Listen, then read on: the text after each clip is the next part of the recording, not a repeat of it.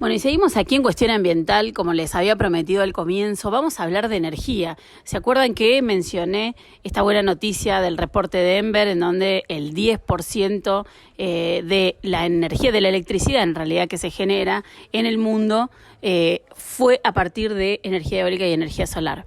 Es muy importante poder entender qué es lo que pasa hoy con el contexto de la guerra y de la invasión de Rusia a Ucrania, porque bueno, obviamente esto tiene que ver con el uso y además la dependencia que tenemos de los combustibles fósiles, y por qué las energías renovables son esa esperanza, esa luz que tenemos al final del túnel, para que, bueno, no solamente generar mejores condiciones de calidad de vida para las personas, sino también para poder frenar el aumento de la temperatura global en 1,5 grados.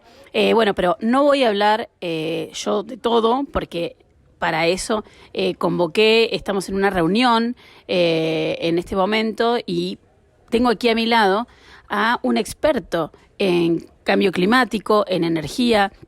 Es un consultor internacional, es Enrique Maurtúa Constantinidis, que está con nosotros, con quien vamos a hablar de esto. Vamos a decir, bueno, ¿estas son buenas noticias verdaderas o no? ¿Qué nos espera?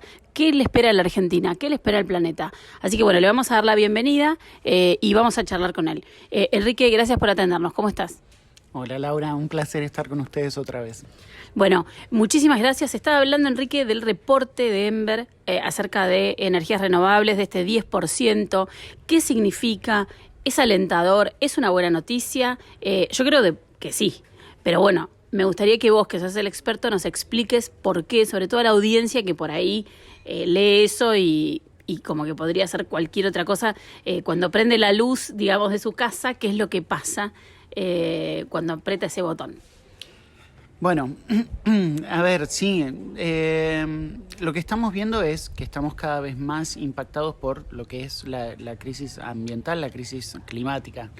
Y a veces es muy difícil asociarlo porque el recorrido que uno hace hasta que llega a prender su luz es realmente muy lejano.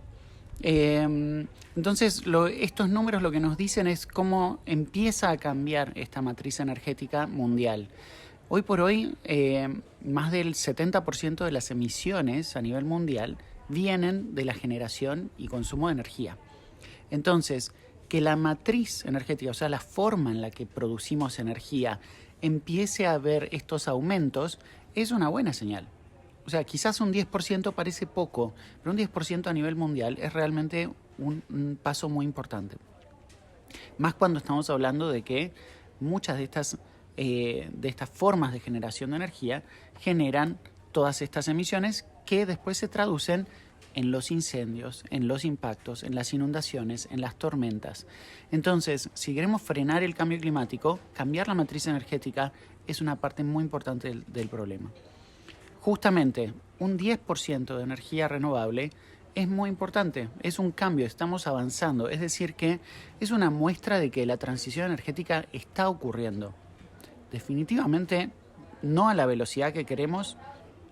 Está claro que hay muchos reveses que estamos recibiendo, porque hay muchas situaciones que tratan de volver a incentivar el consumo y producción de combustibles fósiles. Pero este tipo de mensajes, este tipo de datos nos dan la pauta de que poco a poco esas energías renovables, que son la solución para descarbonizar nuestras economías, están empezando a dar pasos. Mi opinión personal es que justamente en un tiempo no muy largo vamos a empezar a ver que eso se va a empezar a acelerar, porque trae muchos beneficios de muchos otros aspectos, más allá de las emisiones. Por estos días estamos leyendo mucho sobre, obviamente, la invasión de Rusia a Ucrania y, por ejemplo, que Putin dice, bueno, a los países europeos me van a tener que pagar el gas en rublos si no les corto el gas.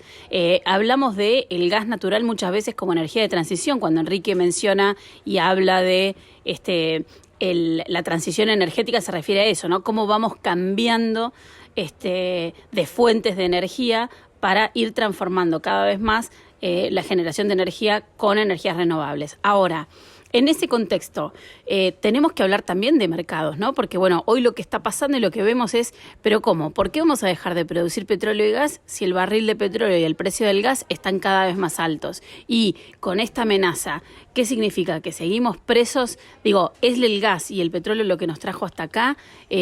Son estos recursos, por ejemplo, para los países de América Latina son fundamentales para sus economías, pero ¿cómo hacemos para ir abandonando y no perder en el camino? Bueno, creo que esta situación que estamos atravesando a nivel mundial ahora es una clara muestra de lo frágil que es depender tanto de un recurso. Justamente cuando hablamos de esta transición, también hablamos de diversificar, hablamos de empezar a ser más resilientes. Cualquiera que sepa un poquito de economía, y yo no soy economista, o sea, pero cualquiera que sepa un poquito de economía sabe que si quiere tener cierta estabilidad, tiene que tener una diversificación de sus portafolios. Entonces, justamente lo que uno tiene que hacer es, cuando uno ve esta situación donde hay países y hay economías completas que dependen de uno o dos recursos, es una fragilidad muy grande, es un riesgo enorme. Entonces, justamente el avance de las renovables nos puede dar una diversificación que nos dé más estabilidad. Si las matrices energéticas a nivel mundial hubieran estado mucho más descarbonizadas, mucho menos dependientes de el gas en particular y el petróleo, quizás los impactos no hubieran sido tan grandes, porque hubiera subido, bajado, hubiera faltado, o sea, y al que no depende de eso no le hubiera movido la aguja.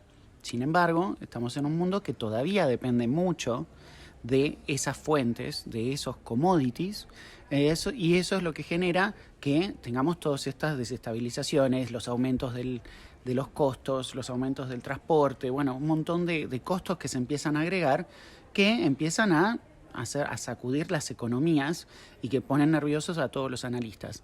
Si aceleramos la transición y diversificamos esas matrices, probablemente estaríamos proyectando un futuro más resiliente y un futuro con un poco más de estabilidad. Absolutamente. Y si vamos, por ejemplo, al mercado interno, ¿no? Hablábamos o presentaba yo antes esta nota diciendo, bueno, tenemos que entender también lo que es el mercado de la energía, de qué forma se sostiene, por qué todavía siguen recibiendo los combustibles fósiles tantos subsidios por parte del gobierno, no solamente el subsidio al consumo, sino el subsidio a la generación, ¿no? Entonces, por ejemplo, en el contexto local, ¿cómo está influyendo eso? ¿Nos conviene o no nos conviene hoy producir para vender y recibir divisas con un barril más caro? Porque igual también tenemos problemas de infraestructura, o sea, tanto para el gas natural como para, por ejemplo, la transmisión de las renovables. Entonces, en el contexto local, ¿cómo ves vos que se puede desenredar esa madeja? Bueno, este tema tiene muchas aristas y en Argentina en particular hay una distorsión muy grande de todo lo que es la economía de la energía. El costo de la energía en Argentina es ridículamente económico. O sea, si no, mejor dicho, eso es lo que alentó no hace mucho a empresas de minería de criptomonedas a venirse acá, porque consume mucha energía y como la energía está muy subsidiada en Argentina, era un buen negocio. El tema es que eso justamente, ¿qué genera? Que como en Argentina está muy subsidiado, es mucha más pérdida de dinero de los contribuyentes en subsidiar la energía que probablemente beneficia a pocos. O sea, el concepto de los subsidios tiene una parte noble, que es la de poder hacer accesible la energía para el que necesita acceder a la energía. Pero eso no son los 44 millones de argentinos. O sea, eso no es el total de la sociedad. Es necesario hacer una buena revisión de esos esquemas para que no se distorsione. No cabe en la cabeza de ninguna persona, en ningún lugar de nuestra región, pues no voy a hablar de Europa, de nuestra región, que un mes de energía eléctrica te cueste lo mismo que un café con leche y 3 medialunas. O sea, esos costos que están tan distorsionados, que no es para nada fácil solucionar, generan toda una distorsión que hace muy difícil esa transición. Nos hace creer que las energías renovables son caras. Y hoy por hoy la energía renovable es de la más económica a nivel mundial. Entonces, toda esa distorsión justamente nos empieza a complicar esa transición energética. O sea, que realmente es necesaria y que en Argentina puede traer múltiples beneficios. Argentina podría abastecer de energía a todo el continente sudamericano con energías renovables solamente. Entonces, los potenciales son enormes, pero en la medida que la cuestión económica de la energía no esté resuelta, va a ser muy difícil. En ese contexto, ¿cómo crees que el reporte que se viene, el nuevo reporte del IPCC, del Grupo de Trabajo 3, que como yo contaba al principio, va a hablar sobre mitigación, ¿crees que ese reporte puede llegar a impulsar la agenda? Porque digo, por lo que se ve ahora, la guerra ha retrasado muchos planes porque hay muchos países que están anunciando retrasos en sus planes de transición energética y la verdad es que obviamente que tampoco incluso en los medios de comunicación hay poco lugar para el debate de estos temas. ¿Crees que este reporte puede generar ese impulso o pensás que tenemos que ver cómo se desencadena el conflicto entre Rusia y Ucrania? Claramente el conflicto de Rusia y Ucrania está copando la mayor parte de toda la atención mediática y la atención mundial. Va a ser muy difícil que un solo reporte, compense esto. Pero lo que tienen estos reportes es que nos dan las bases. O sea, están basados en miles, y literalmente miles de reportes científicos.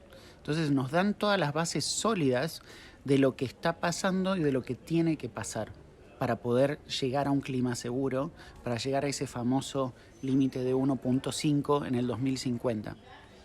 Este reporte nos va a hablar de todas esas acciones, de todas esas necesidades que tenemos que tener resueltas para poder limitar la temperatura global. ¿Qué tipo de acciones tenemos que hacer para reducir esas emisiones?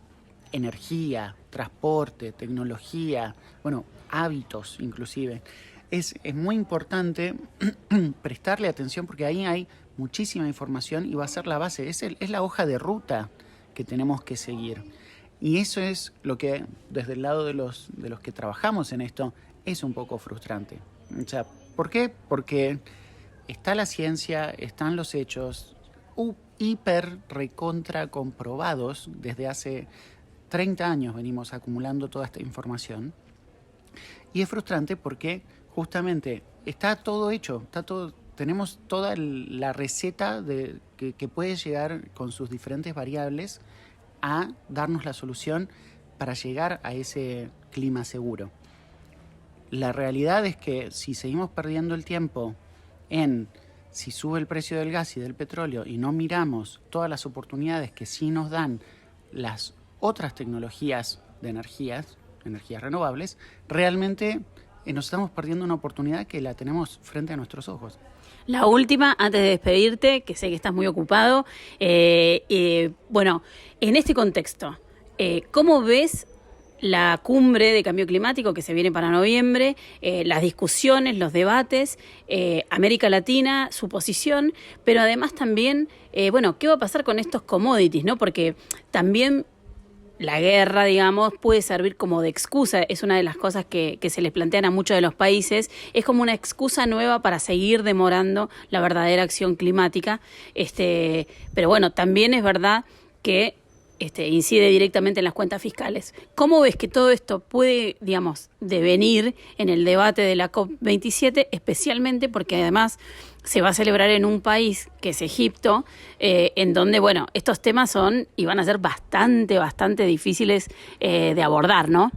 Definitivamente. Una COP en Egipto responde también a una lógica africana, ¿no? Entonces, ahí probablemente la conversación vaya a tener tintes y énfasis bastante marcados en el tema de los impactos, en el tema de la vulnerabilidad, en temas de los riesgos.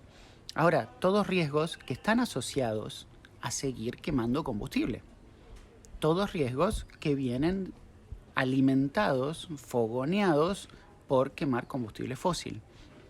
La COP26 en Glasgow cerró con un párrafo que habla de eliminar progresivamente los subsidios a los combustibles fósiles, de eliminar progresivamente el uso de carbón, que es el más nocivo de los combustibles fósiles. Entonces, eso fue un hito, algo que no se había hecho en 30 años de Convención de Cambio Climático. Eso tendría que tener una consecuencia, un follow-up en lo que es la conversación de Egipto. Así que yo tengo un montón de expectativas con respecto a eso. Creo que va a haber mucho de esto que decís, del cómo irrumpe esta situación de la guerra y el conflicto para seguir estirando el modelo que tenemos hasta ahora. Pero lo vemos en diferentes maneras. Siempre hay excusas nuevas. Y bueno, vos me conocés, Laura, yo soy como un eterno optimista. Para mí son los manotazos de ahogado que está pegando una industria que ya está de salida. Bueno, clarísimo como siempre, era Enrique Maurtúa Constantinidis, consultor internacional, experto en cambio climático. Bueno, él nos explicó clarísimo qué es lo que pasa con este escenario energético, qué es lo que puede pasar en Glasgow. Obviamente igual seguiremos molestándolo. Así que bueno, muchísimas gracias por estar con nosotros, Enrique. Y bueno, seguramente te seguiremos llamando de acá a noviembre hasta que se celebre la COP, porque bueno, hay mucho tema y mucha tela para cortar. Muchas gracias, Laura. Siempre un placer hablar con vos. Bueno, hasta luego. Ustedes no se vayan porque después de la música seguimos en Cuestión Ambiental.